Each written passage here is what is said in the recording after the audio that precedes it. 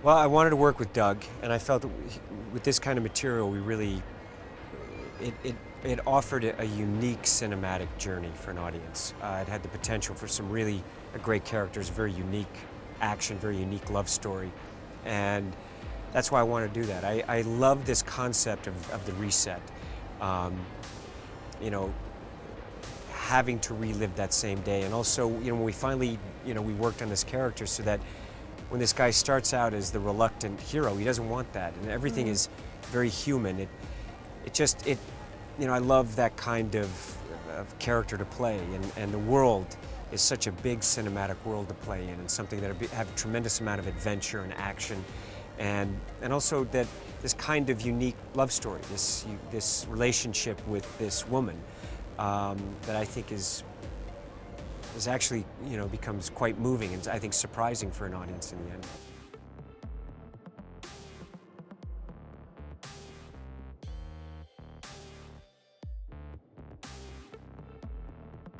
Yeah, he understands that. His characters in his films I find very compelling and unique.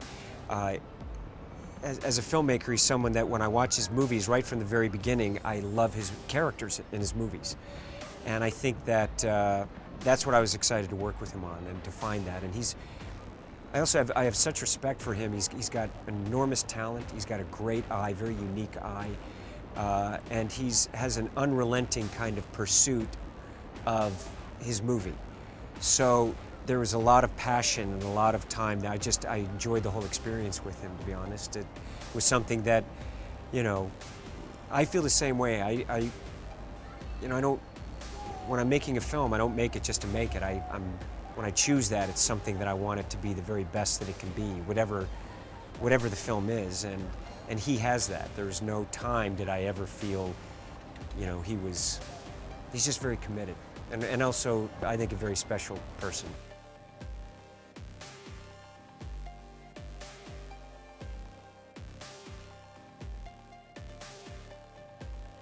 I didn't, the two pilots they were Royal Air Force, and I'm basically, acting in the back of the helicopter, I really appreciate that London allowed us to do that, and we had the help of the Royal Air Force. And I think that it added to, it's cinema, it's big cinema, and it also very much added to the character and the story. And to have that kind of opportunity, to have this kind of film where you can, get things like that done, it was very cool. I look at it now and I'm thinking, geez, it was such an exciting moment, because also Doug Liman, I'm a pilot, and so is Doug. So when this got approved, we were incredibly excited about it.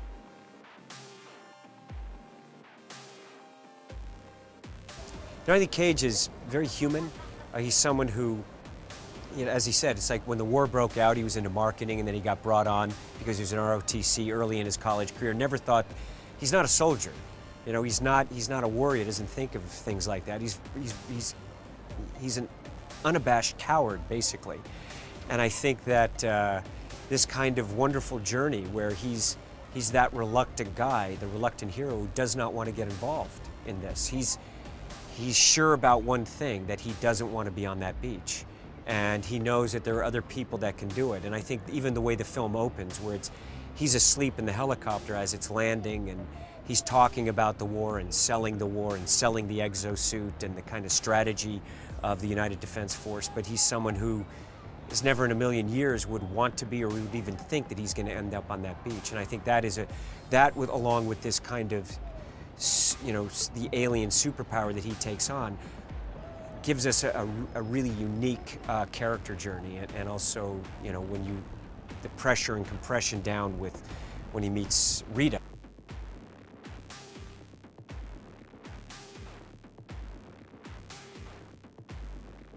No, very important. Also, you have to understand that the structure is something that, when we're working on the film, you're writing it every single day. I mean, I spent a good year, Doug and I, year and a half, working on the script and working on the film. And then also throughout it, we're just working. And then to get Emily involved, and Emily, those characters are being developed as we're going along, because when you're shooting the film, you're seeing what's working and what's not. And as I said before, Emily is a tremendous dramatic actress, but also has incredible character comedy. I mean, I've admired her work right from her very first films, and have watched her and have wanted to work with her. And I think what she brought to this character is that kind of pathos, is that kind of humanity. And she doesn't compromise in her choices, and the film doesn't compromise in terms of the characters. So every day, you know, we had a lot of fun working together, and it was a joy to work with her and to act with her. You know, every face, you know, everyone, like you've got Bill, you know, who I've wanted to work with forever, who plays Farrell, fantastic character. And I think Chris McQuarrie wrote just such a unique character for him and a perfect character for him, and all the whole J Squad. I mean, these guys, you know, the kind of physical aspect of the film and their kind of dedication throughout made it that kind of a wonderful journey every day to go to work with them. And you have the kind of classic, you know, each of them are very distinct. And, you know, I loved working with all of them.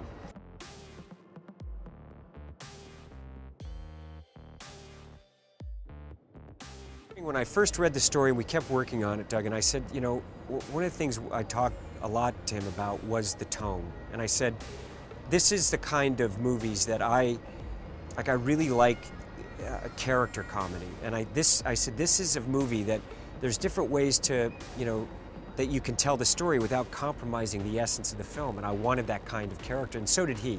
We mined it throughout. I said, this, even like if you would have read the first draft, it was very dark. And I said, you know what, to me, this is a very funny movie. And that's just kind of my sensibility, my sense of humor. And also when I'm looking at a character and I started thinking about the structure, I found that this is stuff that, you know, and what I also love is that in Doug's films, he has a unique comedy in his movies, and he's got a good sense of drama comedy, a good sense of character comedy that makes you kind of go, oh, you know, but it still makes you laugh, but you like, but it's, and that's the kind of stuff that in this scale of film, to be able to really explore and push as much as possible.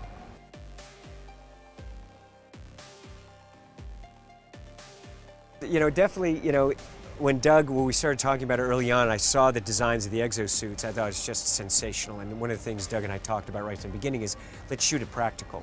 And we talked to Simon and Wade and the stunt team. And so I went to London early, once they had the first prototype of the suit.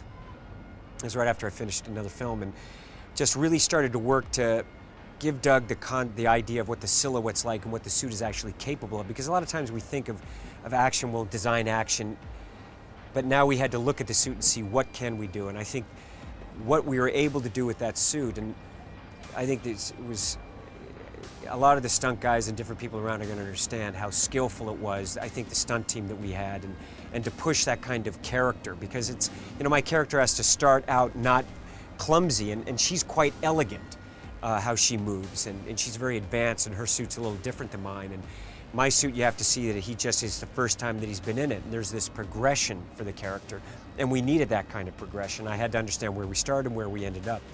So yes, the suit weighed about 85 pounds, and then sometimes when I had full armament, the angel wings, I think it went up to, I don't know, over 100, 120 pounds. But it was very technical in the things we had to do, and I kept pushing them also, because there's certain things the audience will see, the kind of character comedy. I kept saying, look, we got to think Bugs Bunny, think Wile E. Like, I want to be thrown against this wall. It needs to be spun, and we started looking at compositions like that. And that's also Doug's, you know, we have that same kind of sense of humor, that we were laughing so hard coming up with different ways that I could get crushed, you know, which is fun, because this film allows, it allows death to be tragic and hurt, and it allows it to be funny, and allows it to be, you know, kind of beautifully romantic and painful.